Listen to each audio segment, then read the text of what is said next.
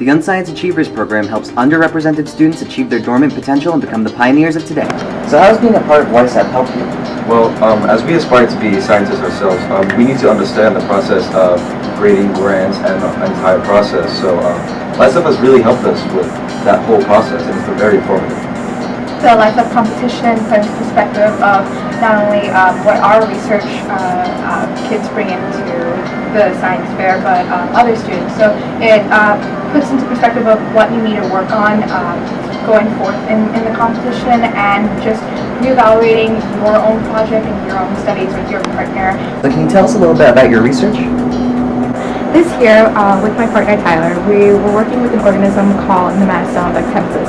It's an Cnidaria and CNM. We chose this because it resembles a lot of the human genomes. So many of the studies that we're going to conduct here in this lab, maybe we could try to resonate towards humans. This year's question is on regeneration, and regeneration on Nematocell vectensis when exposed to different concentrations of chloroquine.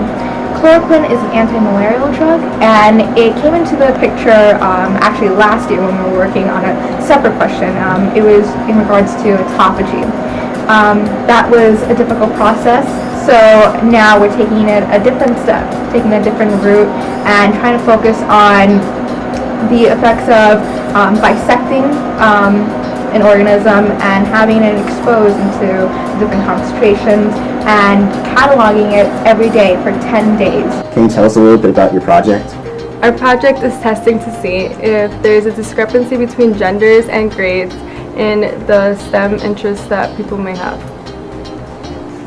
What made you choose this project? I think that interest in STEM nowadays, it's very different than how it was, I feel like, before.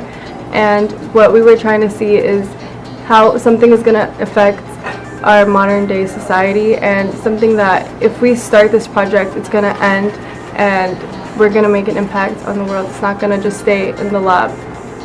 Did you have any other choices for projects before this?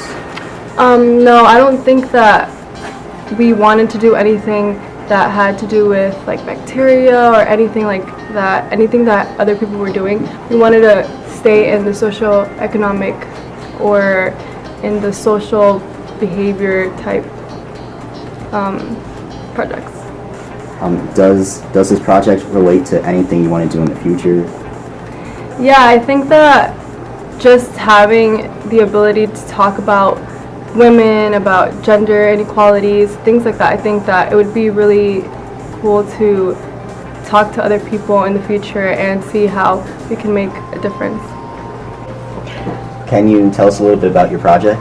Our project is on the Baltimore checker spot butterfly that recently recolonized at Comstead State Park Reserve in Huntington, Long Island back in 2009. Were there any projects that you considered before this one, and why did you choose this one specifically? Originally, we wanted to work with drones and salt marshes at a salt marsh here in Long Island specifically, but this project interested us because it was very great to see how this butterfly can have such a big impact at Comstead because it determines how they manage there. Did you come in contact with any difficulties when doing this project? Yes. It was very hard to see how these butterflies arrived at Comstead because it was very interesting to see how they left and came back in a matter of a decade. So determining where and how they got there, determining on the wind speed and locations, it was very difficult. If you could describe your project in one word, what would it be?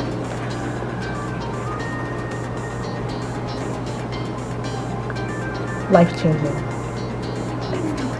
A little bit about your project. So my project, it discusses eutrophication in the north and south shore of Long Island. So basically eutrophication is an excess of nutrients on a salt marsh, and this excess of nutrients can be caused by runoff from certain houses.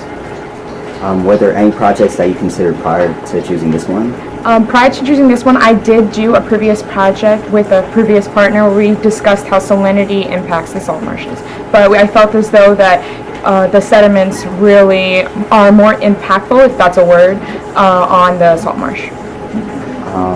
If you could describe your project in one word, what would it be? Important. YSAP students are the next generation of future scientists.